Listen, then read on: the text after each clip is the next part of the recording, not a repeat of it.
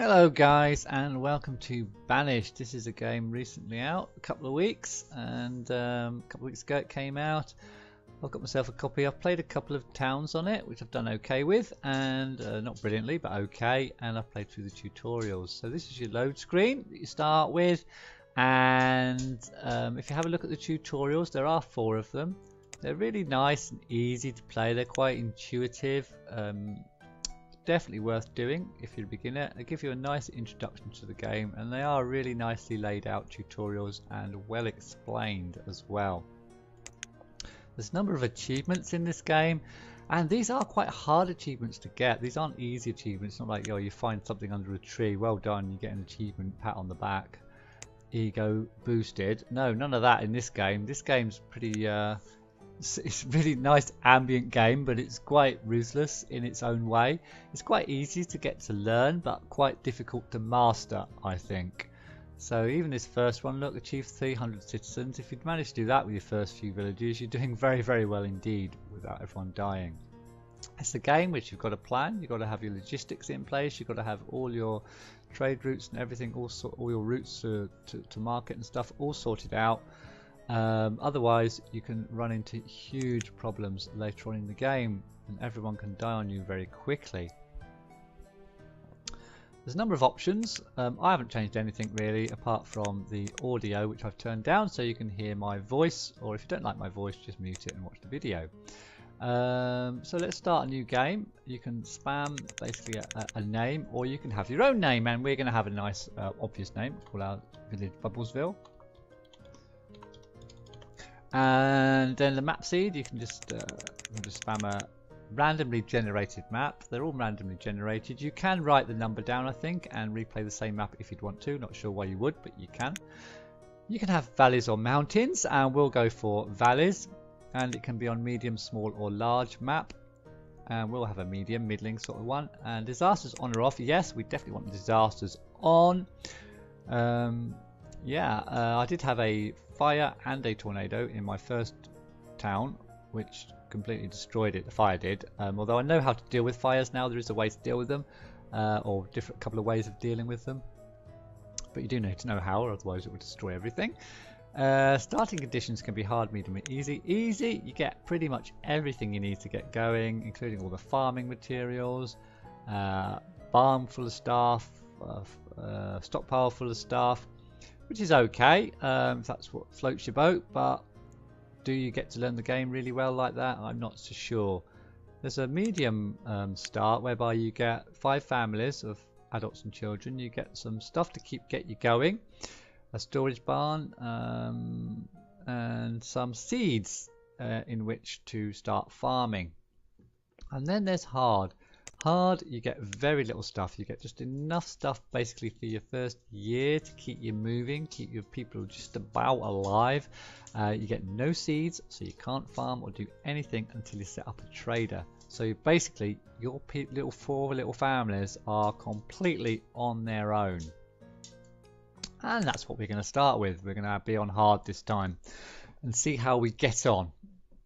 So we'll load up. It's quite quick normally, and we'll see, have a look at our land and see how the land lies. So I'll quickly pause it. So you start off just with your people here, your few families. Your HUD, you see, is clear, and you can put some things on your HUD, the things that you want. I like to have this up. This is an overview of your little town. So you can see I've got 14 people. 8 adults and 6 children. The children and students, when you get them, or if you get them, will eat food but not do anything until they become adults, and then start working for you. It's early spring of year 1, and by the end of year 1, by the winter, we need to have all our people fed and watered basically. This is your resources, so you've got a quick overview of some of your resources here as well. You've got the average health of your citizens. At the moment it's 5 hearts. If your people are more healthy, I think they work a little bit harder, they live a little bit longer, they don't die prematurely. And then you've got the average happiness. If your people are happy, then they will work harder again. If they are not happy, they will loiter around places getting depressed and being pretty miserable basically. And there are structures you can build to increase happiness and to help with their health as well when their health starts to decrease. So this is our land. It looks alright. Got this big area of water over here. This isn't a river, this is more of a stream. The river is actually here. This is where our trader will come, so it's a bit of an odd looking place actually. So, what to do, what to start with, what to build. Choices, choices, choices. So, now, I just started with a quite odd, I'm thinking of doing quite an odd strategy, which you may or may not agree with. And what I'm going to do, I've got, yeah. I'm just going to place a building because this is going to be the central building to start with. And I'll tell you why I'm doing this a bit later, but just bear with me and let me place it first of all. Which, if I can find out where it is, it's the forester. Where's my forester? It's this guy here. Okay. Right, that's going to go there.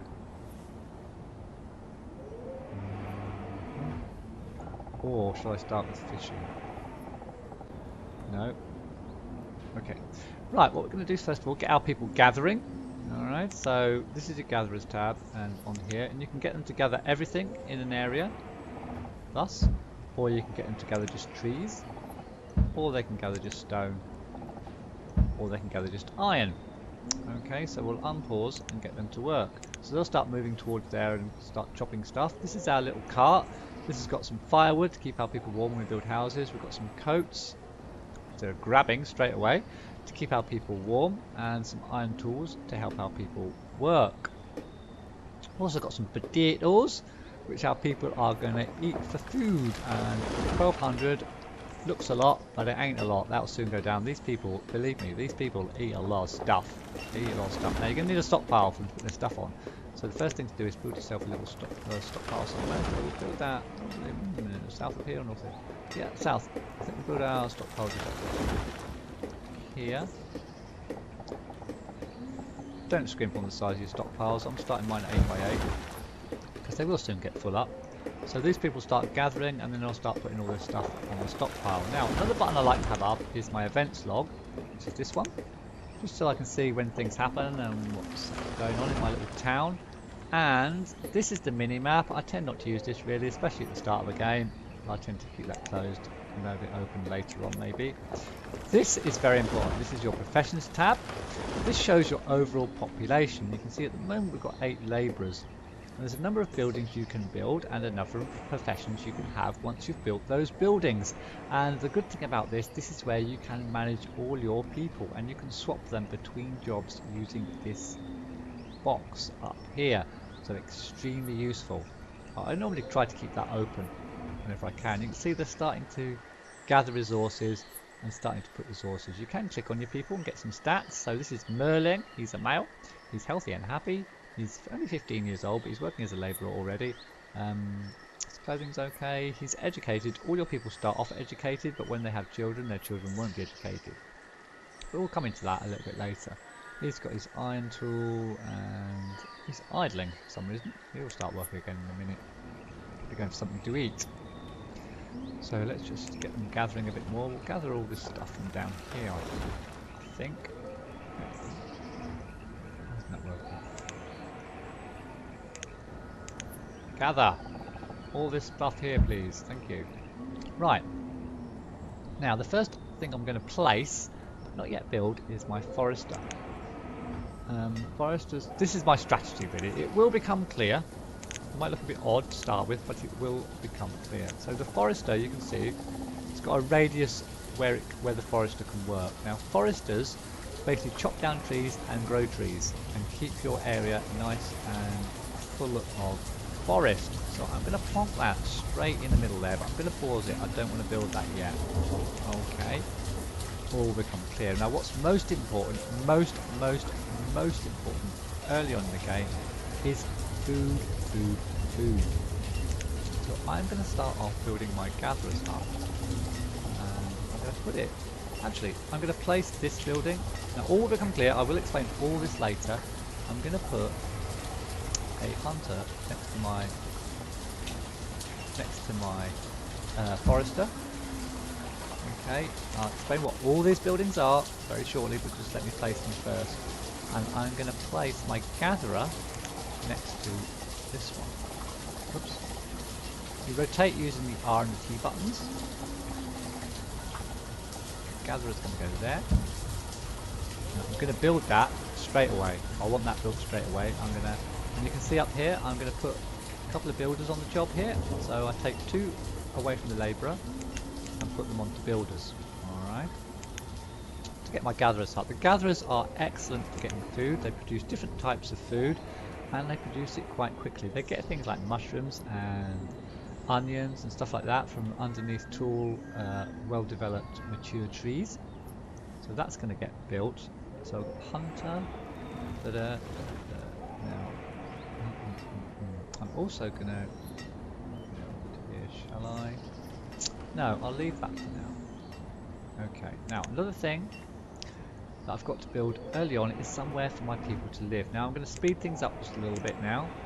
It's ×2, and I might do it to ×5 at the minute. So what I want to do is keep all these trees in place around here, and I'll gather all the rest of this stuff. So we'll keep our people with plenty of gathering to do. So we'll remove all this stuff over here, this stuff over here, stuff over here.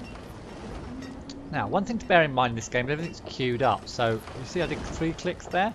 So I'll do 1, and I'll do the second, and I'll do the third. But if you want to prioritize something, there is a priority button, and it's under this cog, tools and reports, this up arrow without the bar on. Okay, you increase priority, and what we're going to do is increase priority. Just to show you how it works, is increase the priority here. It means hopefully that this structure, which is our gatherer's hut, will be built a little bit quicker because they'll prioritize. And wow, actually, yeah, look. Oh no, are they going for?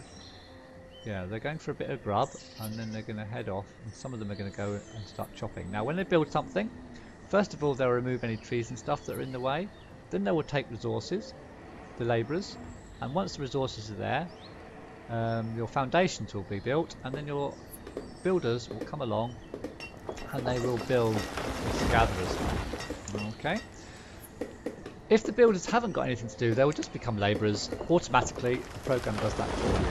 Alright, so you can see they're just clearing the area around here for our gatherer's hut, first of all, before they can start building on it.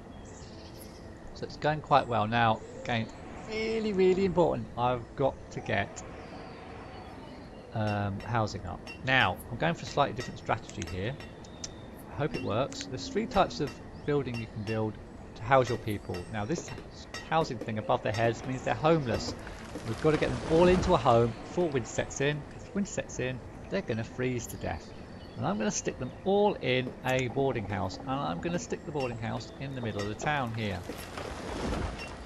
And I'm going to stick it actually just there. And I'm going to want that built straight after my gatherer's hut's been built.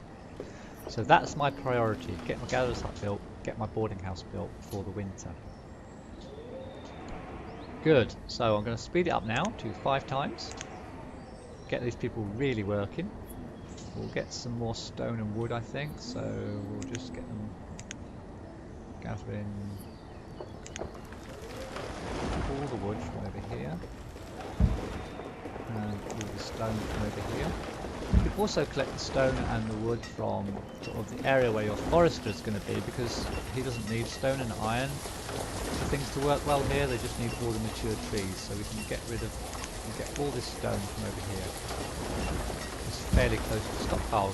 You can see at ×5 they're buzzing around quite nicely. I think ×5 is quite a nice speed for the video, I think. So you can see the foundation's been built, and now our builders are starting to build the gatherer's hut. And as soon as the gatherer's hut built, I'm going to put a couple of people working in there, and you can see they all pop back, grab some potatoes, and you can see our potatoes started off at 1,200, they're already down to 800 and something. So yeah, they're chomping away on those, chomping away quite fast. Now another structure you're going to need, which I'll build now while they're doing, oh, out on, our gatherer's hut's been built, so we're going to immediately put a couple of gatherers to work. Good. and now they should start working on our boarding house, which we've got to get built before the winter sets in. We've got plenty of resources, so I might just actually, while I'm doing that, stick up to 4 builders, just to make absolutely sure my lovely people are not going to freeze to death. Good. Now, another structure you're going to need is a, where is it? Resource production. A woodcutter. You're going to need a woodcutter. I'm going to put a woodcutter here.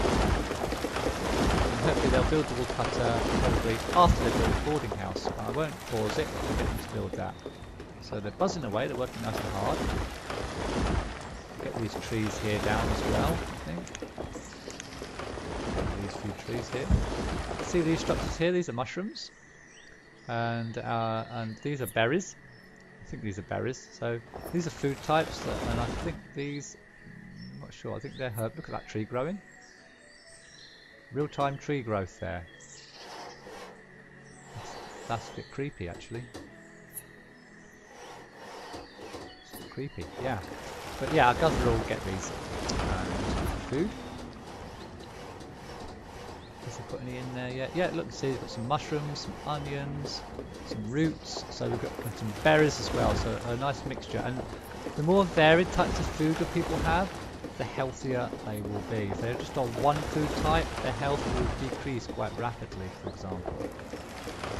Another thing you've got, as you can see, you've got tools, which your people need to work, and hide coats, which your people need to get healthy. Now, did you see all that food just disappear then?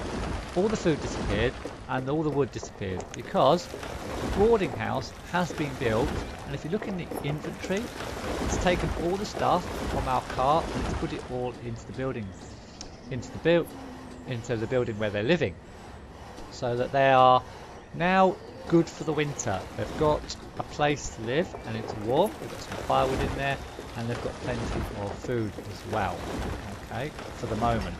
Now we've done that, so we don't want to make a mess of it now, so I'm going to stick us up to 4 gatherers, so we're going to get plenty of food for the winter. Now this has also been built, this is our woodcutter, and we're going to definitely have a woodcutter at work, and we're going to up the wood so that he can produce. This is a fuel limit, so you can put this up and down, so that once the limit is reached, they'll stop doing what they're doing and then become a labourer and start helping everyone else. But we're going to probably put it onto an upper limit of 400 for logs, and logs will be taken from the stockpile into this building. Now, yeah, about this. This is the boarding house. People will breed, or have children, should I say. They're not cattle, are they? They will have children in the boarding house. They will have nookie, and they will have children, even in a boarding house. But they will be a little bit less happy in a boarding house than in their own home. We don't want to worry too much about that this early in the game. We just want our people into shelter. Okay, good. So, builders. So we're going to get... We probably don't need as many builders now, so we're just going to have 1 builder. And we're going to start building our forester, I think, next. So we'll unpause that so that that gets built next. So we've got plenty of resources, people in shelter, and we've got 4 gatherers working, which should be enough for the people that we've got. Now we want to start building this area up and increasing our population where we can do it safely. So I'm going to gather all these resources from over here. I'm going to gather all this stuff, I think. Okay, here you can see the deer. Deer walking up there. And when we built our hunting cabin, they will hunt these deer for venison, and more importantly produce like hides, so we can make the tailor when we build them can produce bows and things. So it's looking okay at the moment. It's still only autumn, so I've done quite well here actually. I know I'm giving myself a pat on the back, but believe me, when you play this game, my first 2 villages, and everyone starts dying of bloody cold and hunger and fires and everything. It's quite you feel quite good when you actually do something quite well in this game, so yeah. And we've got some children being born there. 3 children have been born, and they are born in our boarding house. Yeah. People won't have as many children in the boarding house, but they will have some. But I don't want my population to grow too rapidly at the start before I've got my food production up and running really well. So the foundations are down for the Forester's Lodge. So that should soon start being built by my one builder, while everyone else is still gathering. And winter has set in. So winter's set in, but we've got everything we need to keep our people healthy this winter. So we're okay. We're okay. Now, what else will we need? We're going to need next year, when I'm going to place these buildings. Now, do you know what? I think what we'll do, we'll end this episode here. It's been a nice introduction. So this is what you got to do basically in your first year. You got to get your people fed. You got to get your people sheltered. Now, I've chosen to use a boarding house. It's a risky strategy, but it can work if it's done properly. If you're not too sure about the boarding house, build wooden houses first. But this way, I'm hoping to get away from building any wooden houses and to be able to go straight into stone houses. So that's the plan. So I'm going to end this episode here. So it's been well over 20-25 minutes now. So I hope you enjoyed it. Please do comment, like and subscribe. Tell me if you think I'm doing anything wrong, if I can improve anything in this game. And I'll see you in the next episode.